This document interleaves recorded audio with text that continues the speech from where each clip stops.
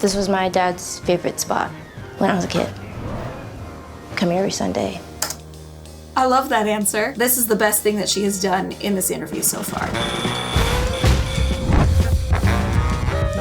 Hi friends, I'm Jillian Kinsey, the founder of Red Pen Wench, a 5-star resume writing and career services company, and today I am analyzing a scene from The Bear, the hit comedy series that makes you anxious and hungry at the same time, but in a good way, because it's a comedy. Today we are watching a scene from season 1, episode 1, where Sydney shows up at the original Beef of Chicagoland to interview with Carmy for a sous chef position. I'll break down the clip, we will critique Sydney's interviewing skills, and see what else there is to learn, aside from the fact that it is pretty cool to store your jeans in the oven. Play the clip, chef. Hi, hello. Hi. I'm Sydney.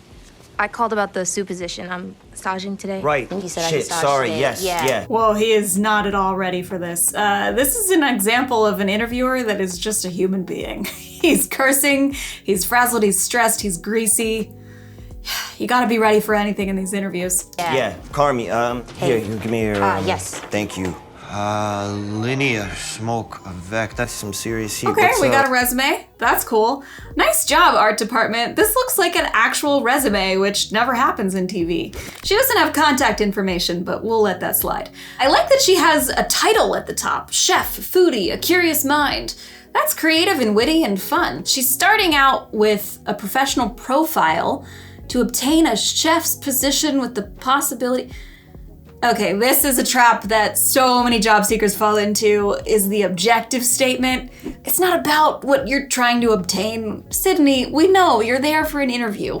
You don't need to say what you want. Instead, start with a professional summary. You want to tell them your title, your years of experience, and your key selling points. It's about what the employer wants, not what you want. Let's see if we can see any of this experience section. Whoa, this is super blurry. Hey! Hey! Wow, Carmy got a manicure. Cool, let's take a look. Right away, this primary responsibilities headline, it's not necessary. We know what bullet points are. The numbers are a little clunky. She has zip codes in here for her positions. Too much, all you need is the year. And I would put the years on the right side. I like that she's starting every bullet point with an action verb. That's great. Performed all tasks expected of a server during service. I'm not seeing a lot of quantifiable metrics. Numbers really add specificity to bullet points, so I think that's lacking, but not bad, Sydney. Smoke vec, that's some serious heat. What's UPS? That's in Chicago, or? United Parcel Service. Shit. The one. That's the the UPS. mail, yeah. Yeah. What'd you do for them? Drove. Sydney clearly did not want UPS to come up in this interview. If you have something on your resume that you don't want the interviewer to ask you about, don't put it on your resume. She has all this great restaurant experience, 3 restaurants that he said were impressive, but he didn't ask her about any of those. He asked her about a job that isn't relevant to this position. Do yourself a favor and keep your resume relevant. I'm so sorry that happened, Sydney. That's so frustrating. Paid my way through culinary school, so. CIA? CIA, yeah. Okay, so what are you doing here? You know, this was my dad's favorite spot when I was a kid. Come here every Sunday. Special place. I love that answer. It's so great that she has a personal connection to this restaurant. That is awesome. You might not always have a personal connection as great as that, but if you know someone at the organization or you align with their core values, those are the things to say. It says so much more than, I need a job. This is the best thing that she has done in this interview so far. Good. Okay, so you know the drill. You're gonna make family.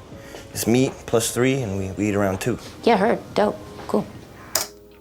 Wow, that was a very short interview. You didn't really get to know her much. That's a shame. What's up? Can I just ask you a question, maybe? Of course, yeah. I know who you are. Oh, yeah? Yeah, I mean, you're the most excellent CDC at the most excellent restaurant in the entire United States of America. Okay, a lot of things. I know who you are is a little aggressive. But I like that she did her research on her interviewer. That's good. I'm curious to see where this goes. So, what are you doing here, I guess? Making sandwiches. That's the end. That sandwich looks really good. I love that she had that question because she wants to know the environment and the position that she's getting into. She was nervous, but she stood her ground and she asked the questions that she had, and I love that. So, you know, she really worked her way into this interview. I think it was kind of a rocky start. She was kind of underselling herself. She didn't really talk much about her experience and her expertise. She could have tried to spin the conversation back to her restaurant experience when he brought up UPS, but all in all, I'm gonna give Sydney a 7. Carmy, as the interviewer, I'm gonna give you a 3, man. You should have showered and at least know that you have an interview that day. Like, at least be a little ready. Come on. If you want to land the job like Sydney did, you should check out the Job Seeker's Treasure Chest. This is a collection of videos and resources and step-by-step guides for how to write the best possible resume, cover letter, LinkedIn profile, how to ace your interviews. It's everything you need from start to finish. Check that out. I'll link that down below, and I will see you in the next video.